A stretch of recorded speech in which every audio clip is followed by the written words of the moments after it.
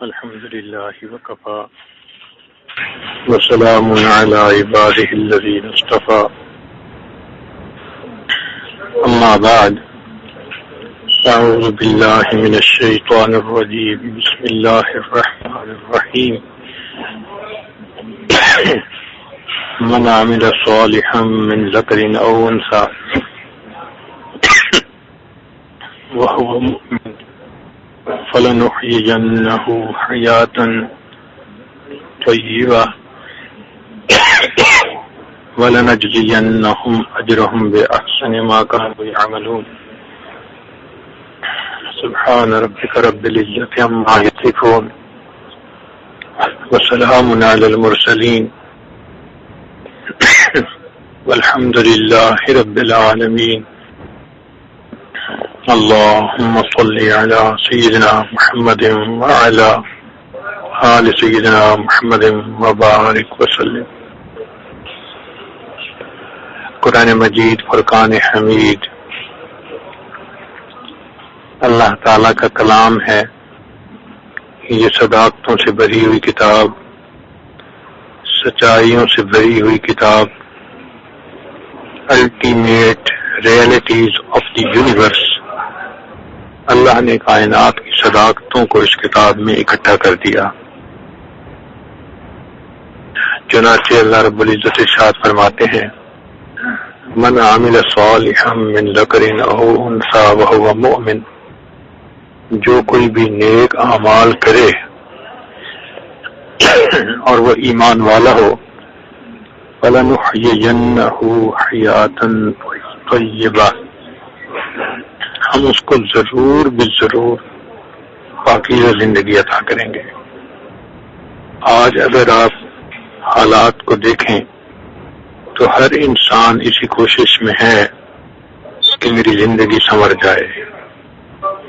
اسی لیے وہ بزنس پہ توجہ دیتا ہے، انڈسٹری چلاتا ہے، جاب پہ محنت کرتا ہے کہ میرے حالات بہتر ہو جائیں، میری زندگی سنور جائے. لیکن اس کو اپنے روزی کے سلسلے میں بھی پریشانی، گھر بار میں بھی پریشانی، اولاد کی طرف سے بھی پریشانی، دوست احباب کی طرف سے بھی پریشانی، ہر طرف پریشانی نظر آتی ہے.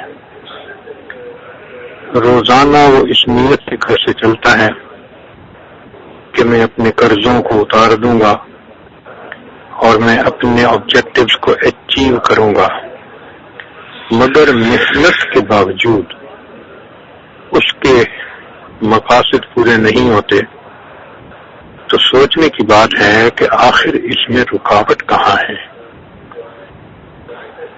ایک اصول کی بات یاد رکھیے کہ اللہ تعالیٰ کے ہاں کچھ چیزوں کی ایک ترتیب ہے. مثال کے طور پہ ایک بیج جب زمین میں ڈالا جاتا ہے تو وہ پہلے ایک چھوٹا سا پودا ہوتا ہے جس کو سیڈلنگ کہتے ہیں، پھر وہ بڑا ہوتا ہے حتیٰ کہ اس کے اوپر پتے آتے ہیں، پھر اس کے اوپر پھول آتے ہیں اور وہ پھول آخر میں پھل بن جاتے ہیں. ایسا نہیں ہو سکتا کہ بیج ڈالا جائے اور صرف اس کے اوپر پھل لگے. اس پورے ترتیب میں سے گزرنا پڑے گا. پہلے پودا بنے گا، پھر درخت بنے گا، پتے ہوں گے، پھول آئیں گے، پھر بالآخر وہ پھول پھل بنیں گے. تو اسی طرح اللہ تعالیٰ کے ہاں ایک قانون ہے. مثال کے طور پہ اگر کوئی شخص چاہے کہ میرے ہاں اولاد ہو تو اس کے لیے اس کو نکاح کرنا پڑے گا. میاں بیوی اکٹھا رہیں گے تو پھر اللہ ان کو اولاد بھی عطا فرما دیں گے. ایک آدمی نے بیج تو زمین میں ڈالا نہیں اور وہ پھل کا منتظر ہے تو کیسے اس کو درخت کا پھل ملے گا. ایک آدمی نے نکاح تو کیا نہیں، اولاد کا منتظر ہے تو کیسے ہوگی. اللہ کی بنائی ہوئی ترتیب ترتیب کو انسان الٹ نہیں سکتا. تو اللہ رب العزت نے قرآن پاک کی اس آیت میں ایک ترتیب بتائی ہے کہ جو آدمی ایمان والا ہو اور وہ نیک اعمال کرے ہم اس کی زندگی کو پاکیزہ کر دیں گے. اس کا مطلب یہ ہوا کہ خوشگوار زندگی کے لیے اعمال کو سنوارنا پڑے گا. تو اللہ رب العزت کے ہاں ترتیب یہ ہے کہ پہلے اعمال سنورتے ہیں پھر انسان کے حالات سنورتے ہیں. لیکن اگر آپ غور کریں تو اکثر لوگ اس میں غلطی کے مرتکب ہوتے ہیں. وہ یہ سوچتے ہیں کہ پہلے ہمارے حالات سنور جائیں پھر ہم اعمال بھی سنوار لیں گے. کسی بندے سے پوچھیں یا آپ مسجد نہیں آتے، جواب ملے گا وہ بزنس کے کچھ پرابلم ہیں، ذرا ٹھیک ہو گئے تو میں مسجد آؤں گا. یعنی ہم پہلے حالات کے ٹھیک کرنے کی کنڈیشن لگاتے ہیں، بعد میں اعمال کو ٹھیک کرتے ہیں. اور یہ ہماری کوتاہی ہے کہ ہم ترتیب کو الٹ نہیں سکتے. ہمیشہ پہلے اعمال سنوریں گے پھر حالات سنوریں گے. چنانچہ حدیث پاک میں آتا ہے کہ انسان جو اعمال کرتا ہے فرشتے ان اعمال کو لے کر اللہ تعالیٰ کے حضور پیش ہوتے ہیں. اللہ تعالیٰ ان اعمال کو دیکھ کر ان کے مطابق حالات بندے پر بھیجتے ہیں. جب کہا میں نے یا اللہ تو میرا حال دیکھ، جب کہا میں نے کہ یا اللہ تو میرا حال دیکھ، حکم آیا میرے بندے نامہ اعمال دیکھ.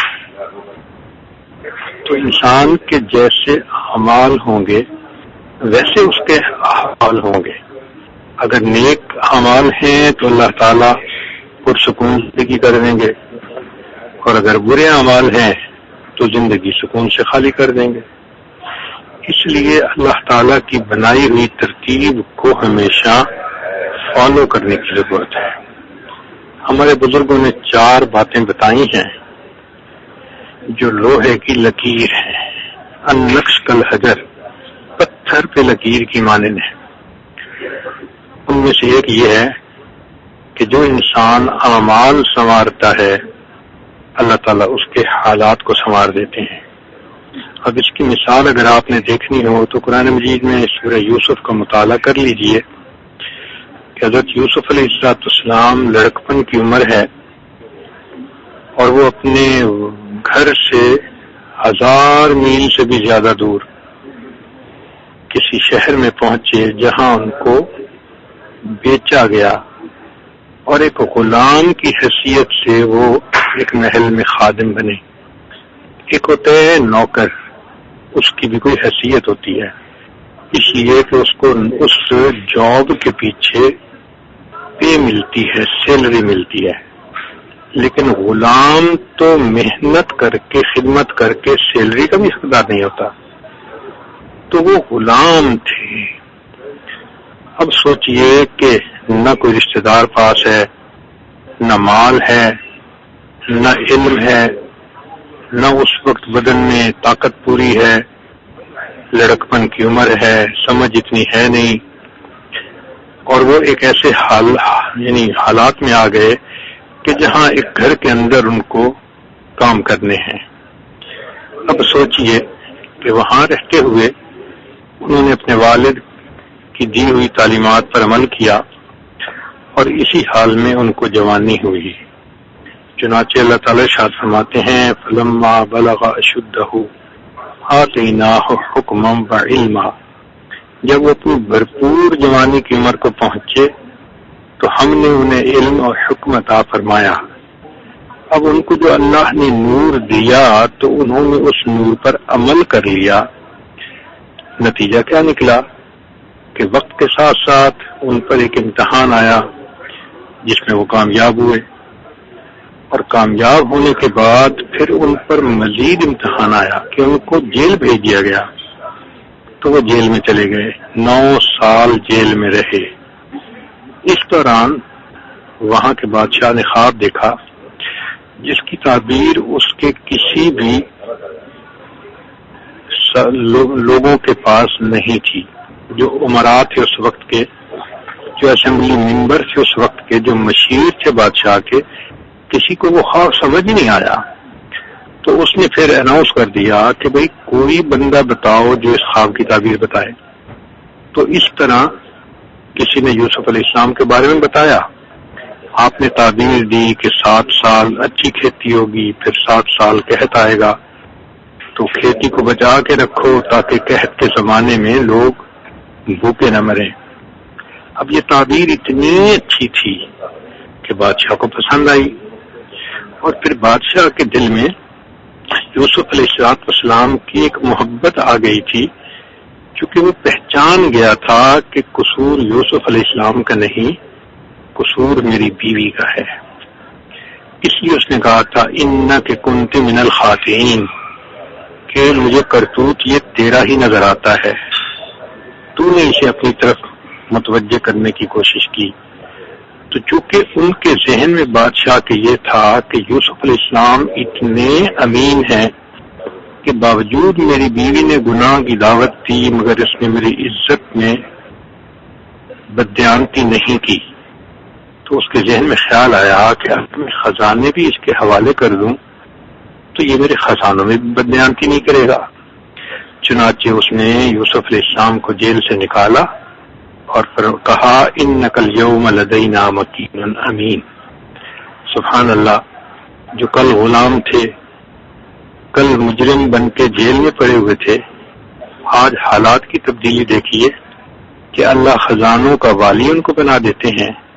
اور پھر کوئی اپوزیشن نہیں ہے کہ بادشاہ نے ڈیسیژن لیا تو پبلک نے اس کی اپوزیشن کی، نہیں، لوگوں نے بھی مانا کہ ہم تو خواب کو سمجھ نہیں سکے تھے، جس نے یہ خواب سمجھا وہی ہمیں اس کرائسس میں نکالے گا. تو متفقہ طور پر وہ وقت کے بادشاہ بن گئے. سبحان اللہ، نہ برادری ہے، نہ دوست ہے، نہ مال ہے، نہ کچھ اور ہے. اللہ بنا اسباب کے اعمال کے سنورنے پر ان کو وقت کا بادشاہ بنا دیتے ہیں. تو دیکھا، جہاں اعمال سنوریں گے اللہ تعالی وہاں حالات کو خود سنواریں گے. یہ ایک طے شدہ بات ہے. اور اگر ہم چاہیں کہ اعمال تو ہم سنوارے نہیں، حالات سنور جائیں، ہم ٹکرے مارتے پھریں گے، ہم ٹکرے مارتے پھریں گے، ہمارے حالات نہیں سنوریں گے. ایک چٹان سے اگر سر ٹکرائے تو چٹان کو کیا ہونا ہے؟ سر ہی پھوٹنا ہے. ہم اللہ تعالیٰ کی بنائی ہوئی ترتیب کو کیسے الٹ سکتے ہیں؟ یہ تو پاسبل ہی نہیں ہے. اس لیے اس بات کو ذہن میں بٹھا لینا چاہیے کہ ہمیں پہلے اعمال سنوارنے ہیں، پھر ہمارے حالات خود بہت سنوریں گے. اللہ تعالیٰ مغیر الاحوال ہے، وہ بندے کے حالات سنوار دیتی ہے. دوسری بات کہ جو انسان اپنی آخرت سنوارتا ہے اللہ تعالیٰ اس کی دنیا کو سنوار دیتے ہیں. یہاں بھی ہم غلطی کرتے ہیں، ہم چاہتے ہیں پہلے دنیا سنورے پھر ہم آخرت کو سنواریں گے، مگر اللہ نے ترتیب یہ بنائی ہے کہ جو بندہ اپنی آخرت کو سنوارتا ہے اللہ تعالیٰ اس کی دنیا کو سنوار دیتے ہیں. سبحان اللہ. اگر اس کی مثالیں دیکھنی ہیں تو ہمارے بزرگوں کی زندگیوں کو دیکھو کہ سفیان ثوری رحمۃ اللہ علیہ ایک فقیہ گزرے ہیں. ایک شخص ان کو 1 سال کے 365 جوڑے کپڑے کے بنا کے ہدیہ کرتا تھا. روزانہ وہ نیا سوٹ بدلتے تھے اور پرانا صدقہ کر دیتے تھے. اللہ نے ایک شخص کے دل میں محبت ایسی ڈال دی تھی. آج ہے کوئی ایسا نواب، ایسا امیر جو 365 سال کے بدلے؟ کوئی عورت ایسی ہے؟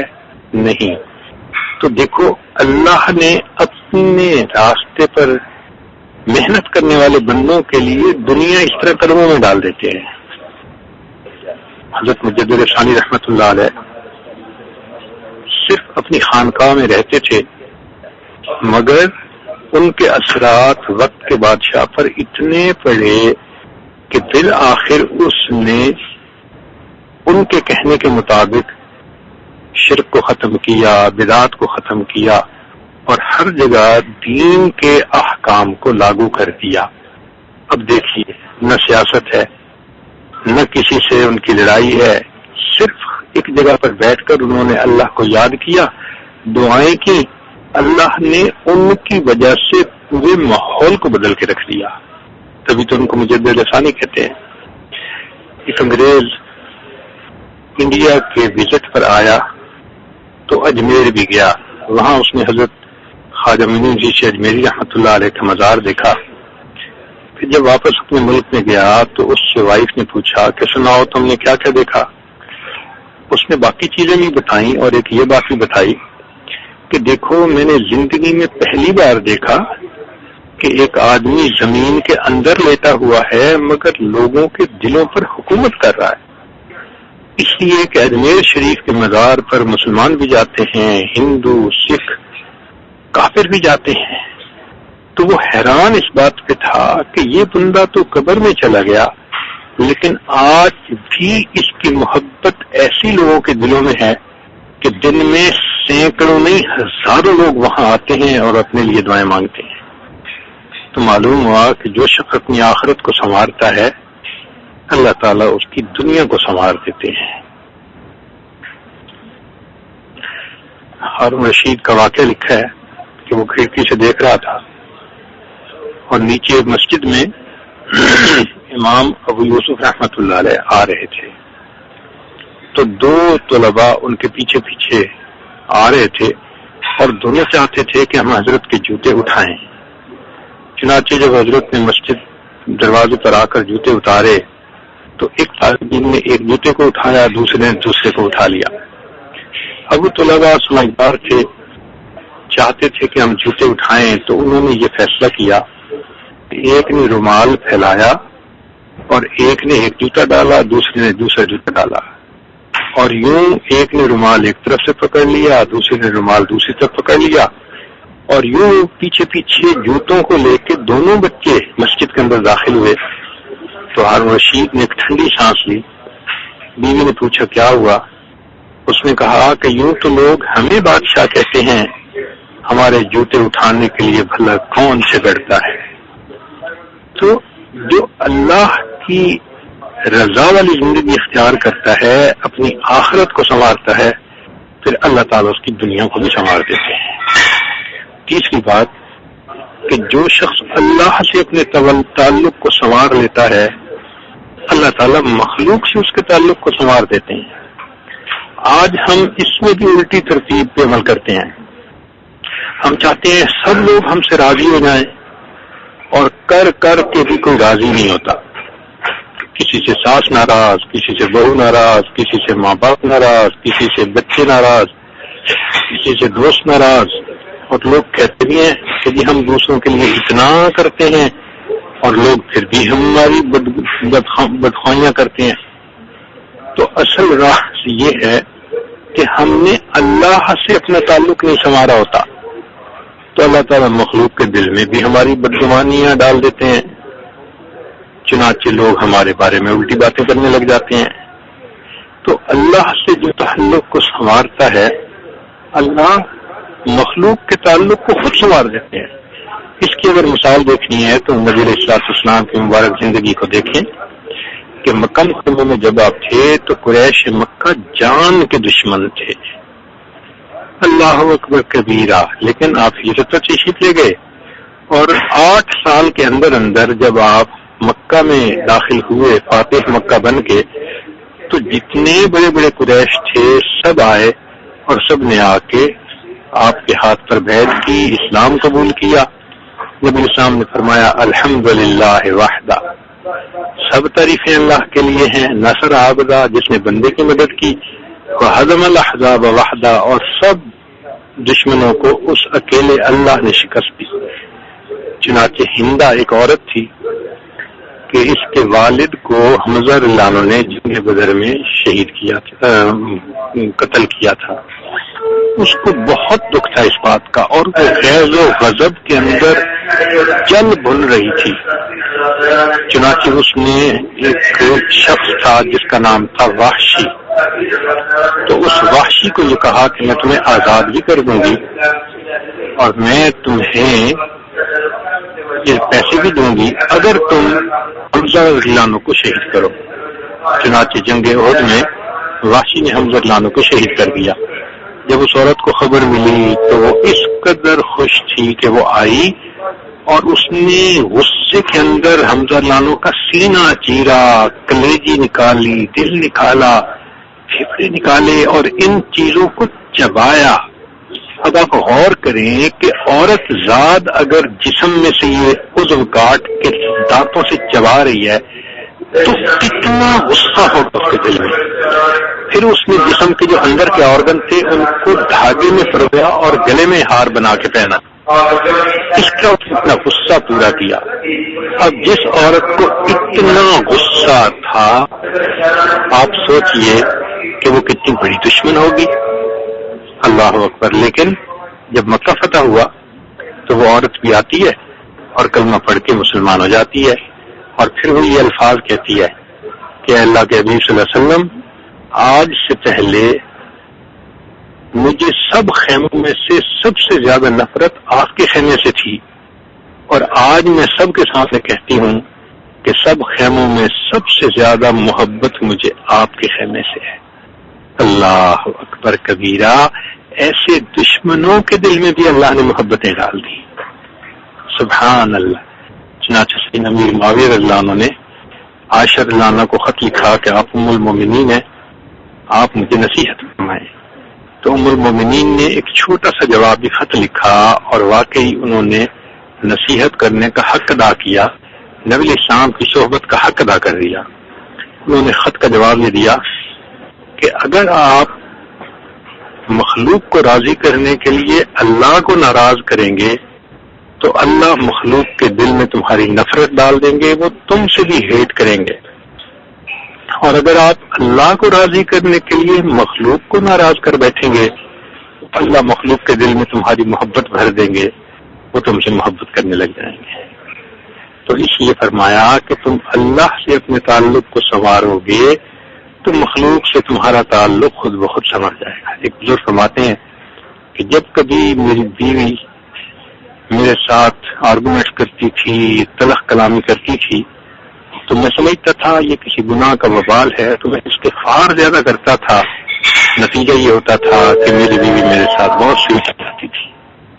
فضیل بن عیاض رحمۃ اللہ علیہ فرماتے ہیں کہ میں نے جب بھی اللہ تعالیٰ کی نافرمانی کی، میں نے دیکھا اس کے بدلے میں یا تو بیوی نے میری نافرمانی کی، یا اولاد نے نافرمانی کی، یا میرے ماتحتوں نے نافرمانی کی، یا پھر میرے سواری کے گھوڑے نے میری نافرمانی کی۔ یعنی اللہ کی نافرمانی جو ہم کرتے ہیں وہ کہیں نہ کہیں ڈاؤن دی اسٹریم ریفلیکٹ ہوتی ہے، جو ہمارے ماتحت ہیں وہ ہماری نافرمانی کرتے ہیں۔ لہٰذا یہ بات یاد رکھ لیجئے کہ اللہ سے تعلق کو سنواریں گے تو اللہ تعالیٰ مخلوق سے ہمارے تعلق کو سنوار دیں گے۔ اور چوتھی بات کہ جو شخص دن کے اعمال کو سنوار لیتا ہے اللہ تعالیٰ اس کے رات کے اعمال کو سنوار لیتے ہیں۔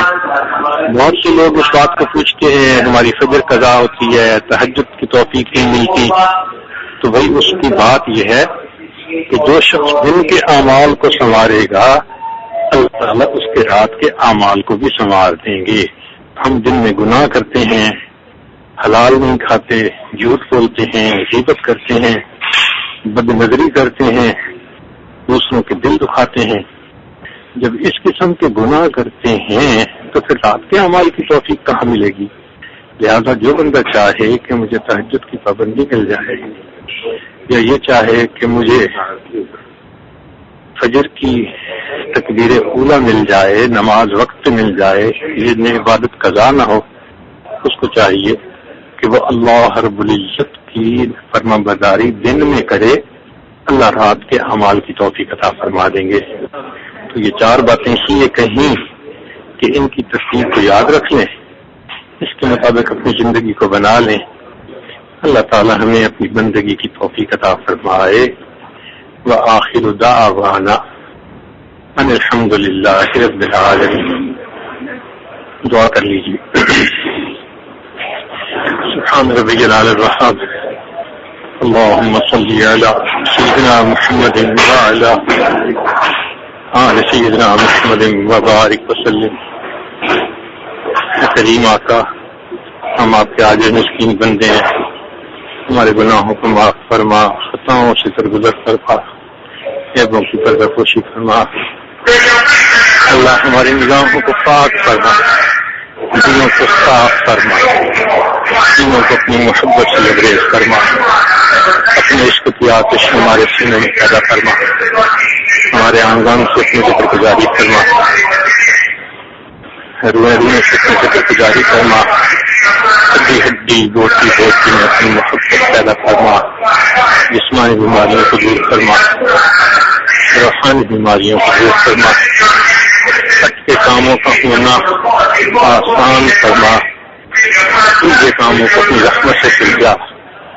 اللہ ہماری ان دعاؤں کو اپنی رحمت سے قبول فرما. ربنا تقبل منا انك انت السميع العليم تب علينا انك انت التواب الرحيم. صلى الله تعالى على خير خلقه سيدنا محمد وآله وأصحابه أجمعين برحمتك يا أرحم الراحمين يا أرحم الراحمين يا أرحم الراحمين يا أرحم الراحمين.